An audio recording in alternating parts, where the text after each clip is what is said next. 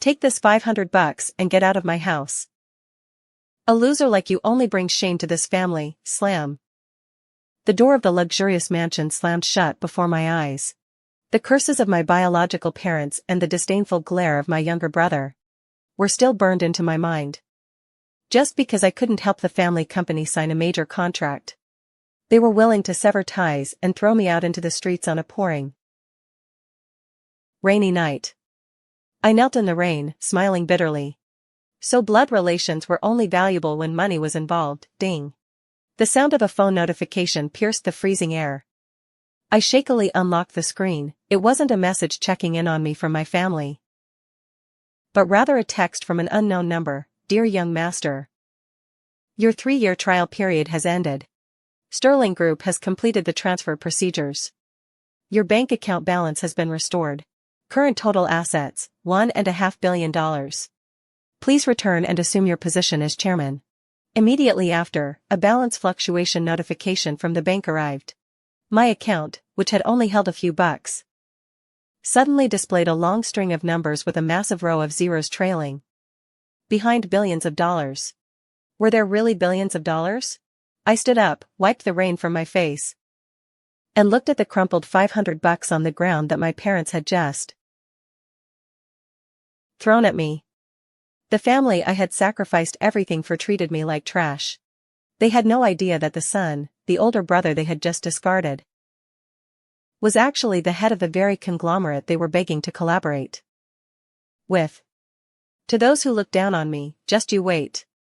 The revenge of the billionaire heir officially begins now. One day after being kicked out, I stood in the lobby of the Sterling Group building. I was still wearing my old shabby clothes, which hadn't even fully dried from last night's rain. Huh? Isn't this the useless older brother who got kicked out last night? A shrill voice echoed. I turned around to see Liam Vance, my own biological younger brother. Walking beside him were my parents, dressed in their most glamorous outfits, clutching a stack of project files in their hands. My mother looked at me with disgust, as if she were looking at a pile of garbage in the middle of a high-end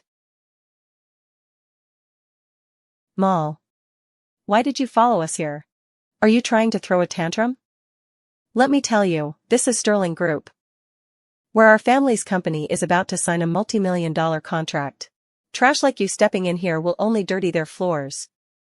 My father stepped up, his voice grim. Get lost right now. Don't let the new chairman of Sterling Group see you and ruin my business security. Why are you letting a beggar stand in the lobby like this? 2 tall security guards immediately approached. Liam smirked, looking at me with a challenging glare. Right at that moment, the doors to the exclusive VIP elevator slid wide open. A middle-aged man in an elegant suit, followed by dozens of assistants and bodyguards, he hurried out. It was the general manager of Sterling Group. My parents' eyes lit up. They rushed forward with their files, bowing subserviently. Greetings, General Manager, we are from Vance Enterprises. We are here today too. However, the general manager completely ignored them. He swept past the Vance family like a gust of wind, walking straight toward me and, to everyone's absolute shock, bowed 90 degrees. Greetings, Chairman. We have been waiting for you for a long time. The dozens of assistants behind him echoed in unison, Greetings, Chairman. The surrounding space suddenly fell dead silent. The stack of files in my father's hands dropped to the floor with a thud. The faces of my mother and brother drained of all color, turning deathly pale. I smirked, slowly turning back to look at the 3 of them. Congratulations to the Vance family, your multi-million-dollar project is officially cancelled, Chairman. Liam's terrified scream shattered the suffocating silence in the corporate lobby. His eyes were wide with shock, his legs trembling as if they were about to give out. My parents stood as still as stone statues, their faces turning from gray to stark white. My mother was the first to react. She hurriedly took a step forward, stammering, her tone doing a complete 180-degree. Pitiful awkward smile. Arthur, my son, what is going on? The general manager here must be mistaken, right? You're my eldest son. How could you suddenly become the chairman of such a massive conglomerate? I looked at her, my eyes cold and devoid of any warmth. Just last night, This very woman had ruthlessly thrown money in my face and told me to get out of her sight. Seeing that I didn't answer, my father immediately picked up the files from the floor, wiping off the dust as he humbly approached, his voice quivering. "Arthur." No, Chairman Vance. "Last night, your mother and I were just acting out in a moment of anger. The family company has been struggling lately, so I wasn't thinking straight. You are the flesh and blood of the Vance family. How could you hold on to such petty grievances? Look, this huge contract, just sign it for your father." "That's right, bro." Liam also rushed over, reaching out to grab my arm. But two burly bodyguards immediately stepped forward to block him. He shrank back in fear, his face grimacing. "We're all one family. I'm your biological younger brother. Now that you're the chairman, you have to support our family's company." Looking at their subservient, cowardly behavior, I only found it laughable. Their sheer audacity had truly crossed my limits of tolerance. I turned to the general manager who was standing by for orders, and casually signaled General Manager Wright. "Tell them how our Sterling Group deals with those who intend to stalk and harass the chairman." General Manager Wright immediately stood up straight, his voice stern. "Reporting to the chairman, for minor offenses, security will throw them out. For severe offenses, they will be sent straight to the police station for disturbing the peace and defaming a high-ranking executive. Furthermore, all subsidiaries and partners of Sterling Group will immediately blacklist them, cutting off every single business avenue for the subjects." Hearing the word blacklist, my father staggered and collapsed onto the floor. Vance Enterprises was already like a candle in the wind. If blacklisted by Sterling Group, they would go bankrupt instantly, or even shoulder massive debts. My mother burst into tears, attempting to lunge forward and cling to my legs to make a scene. "Arthur, I'm begging you, I know I was wrong, don't be so heartless. After all, I'm the one who gave birth to you and raised you for over a decade." I took a step back, avoiding her touch, my voice even but chilling to the bone. "When you threw me out into the pouring rain last night, did you think about flesh and blood?" From the moment those mansion doors closed, I no longer had any relationship with the Vance family.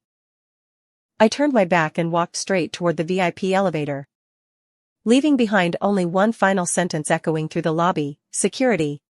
Throw them out from now on. Anyone from Vance Enterprises is banned from stepping foot into Sterling Group." Ignoring my mother's agonizing wails and Liam's desperate curses echoing behind me, the VIP elevator door slammed shut, completely isolating me from the noisy world outside. Sitting in the massive chairman's office on the top floor, I cast my gaze out through the glass windows, taking in the panoramic view of the city. This feeling was both incredibly surreal and grounded. For the past 3 years, I had to complete my family's trial. I had to live like the lowest scum of society, enduring all sorts of humiliation. Now that I had taken everything back, I truly understood the warmth and coldness of human nature. General Manager Wright respectfully presented a cup of hot coffee and softly reported, "Chairman, the people from Vance Enterprises have been thrown out by security. However, according to intel just sent by our private investigators, after leaving here, your father immediately made a call to someone." I took a sip of coffee and asked calmly, "Who?" "It's the local Crawford family, Richard Crawford. Rumor has it that Vance Enterprises wants to use your younger brother's old engagement to the young lady of the Crawford family in exchange for an emergency bailout fund, hoping to counter Sterling Group's blacklist order." The Crawford family. I slightly smirked. Birds of a feather flock together, trash always finds trash. Richard Crawford was famously arrogant, relying on his family's modest wealth and underworld connections to look down on everyone. But how could the Crawfords know that the entire Crawford family they were so proud of was nothing more than a mere ant in the eyes of Sterling Group? Right at that moment, my personal phone vibrated with an encrypted unknown number. I pressed answer, and a sharp, cold, yet deeply respectful female voice spoke from the other end. "Young master. I am Raven, the captain of the Night Guard unit under your exclusive command. We have just discovered that Richard Crawford is sending people to teach you a Lesson on behalf of the Vance family. Do you need us to clean them up? I leaned back in the executive chair, a dangerous glint flashing in my eyes. No rush, let them put on their little show while you're at it. Investigate all of the Crawford family's hidden assets and illegal projects. When I strike, I want both Vance Enterprises and the Crawford family to vanish completely from this city. Understood, Chairman? Hanging up the phone, I looked down at the bustling traffic below. Did Vance Enterprises really think that clinging to the Crawford family could turn the tables? They had no idea that they had just dragged their own savior deeper into the mud. This game has only just begun. That evening, at the city's most luxurious five-star restaurant, the Vance and Crawford families were jointly hosting a hasty engagement party for Liam Vance and the Crawford family's daughter. They wanted to use this event to announce to the business world that Vance Enterprises had not collapsed because the Crawford family was now backing them. Wearing an elegant black suit, I casually strolled into the banquet hall alone. My appearance instantly drew everyone's attention. As soon as he saw me, Liam, standing next to his chubby fiancée and emboldened by their wealth, strutted over and announced loudly for all the guests to hear, "Oh, isn't this the arrogant Chairman Vance of Sterling Group? What's wrong? Was blacklisting my family not enough? Now you've crawled over here to beg for scraps? Let me tell you, this is Crawford territory. If you're so capable, why don't you blacklist the Crawford family too?" Richard Crawford, the head of the Crawford family, holding a glass of red wine, also walked over arrogantly, looking down his nose at me. "Young man, you're still inexperienced and naive for a newly appointed chairman of Sterling Group. In this city, if you want to do business peacefully, you need to know your place. Since you dared to step foot in here today, unless you kneel down, apologize to the Vance family, and pour me a drink as penance. Don't even think about walking out of those doors on your own 2 feet." Whispers erupted all around as the Crawford family's bodyguards began to close in. Surrounding me, my parents stood in the background, smiling smugly. Their eyes filled with vindictive pleasure. I didn't feel the slightest bit of fear. I slowly checked my watch and quietly counted down, 3, 2, 1, bang. The banquet hall doors were kicked open once again. Raven appeared in a sleek, mysterious black tactical outfit, followed by dozens of heavily armed special agents escorting a trembling middle-aged man whose face was completely devoid of color. It was the director of the city's Financial Crimes Investigation Bureau. The terrified guests quickly parted to the sides. Richard Crawford turned pale and stammered, "Director, why are you here?" The director didn't even look at Richard. Instead he fell to his knees, trembling before me, holding up a stack of documents. "Chairman Vance, all evidence of the Crawford family smuggling, tax evasion, and money laundering over the past decade has been fully compiled. The asset freezing order and emergency arrest warrants have been authorized."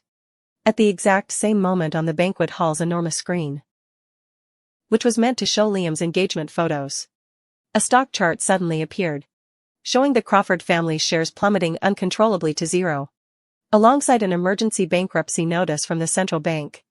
I looked at Richard Crawford, who stood frozen like a lifeless statue, and then turned to the 3 members of the Vance family, who were so terrified they were clinging to each other and crying. I stepped closer to Liam, patted his shoulder lightly, and smiled coldly. "Your multi-million-dollar engagement is finished. The last illusion of your Vance family has also vanished into thin air." The sirens of police cars wailed continuously outside the restaurant. In less than 10 minutes, the entire estate of the Crawford family was seized, and Richard Crawford, along with his associates, was taken away in freezing cold handcuffs. The lavish engagement party instantly turned into the scene of a shocking economic purge. Amidst the ruins of that collapse, my parents and Liam fell into complete despair. They crawled across the floor, dragging themselves toward me, clinging to the hem of my trousers like grasping at the last lifeline. My father sobbed, his voice stripped of any past arrogance. "Arthur, I'm begging you, I know I was wrong. Vance Enterprises has collapsed and the bank is about to foreclose on our house. Save our family, please. After all, the blood of the Vance family flows in your veins." My mother continuously slapped her own face, crying and pleading. It was my fault for being blind, for spoiling Liam and treating you so terribly. I deserve to die. But please, look at the bond of motherhood, of raising you for over a decade. And give your parents a way to live. I don't want to end up begging on the streets. I stood perfectly still, looking down at the three miserable figures before me. At this moment, there was no anger or resentment left in my heart, only the deepest, most absolute contempt. I decisively pulled my leg away and spoke coldly. When I knelt in the pouring rain that night, did you think about the word family? You gave me $500 to sever our ties, so today, I'm returning it to you double. I waved my hand. And Raven immediately threw two crumpled $50 bills onto the floor. Take this $100 as the final severance fee. From now on, whether you live or die has absolutely nothing to do with me. Security, take them away. The bodyguards ruthlessly dragged the three of them out, completely ignoring the agonized wails and belated remorse echoing down the hallway. But their own greed and heartlessness had pushed them into the bottomless abyss of poverty and humiliation. 1 month later, at the prestigious podium of the Global Economic Summit, I stepped up to the peak of glory as the chairman of Sterling Group and the sole heir of the world's most powerful hidden billionaire family. Below the stage, thousands of camera lenses flashed relentlessly, and the world's greatest economic tycoons all stood up to applaud and welcome me. I stood before the microphone, looked straight into the television cameras broadcasting live across the globe, and smiled with absolute pride and supreme confidence. The pain and humiliation of the past were now merely the stepping stones to today's throne. Those who threw me away had paid a heavy price. As for me walking at the absolute pinnacle of power and wealth, I had officially ushered in a legendary era of my own.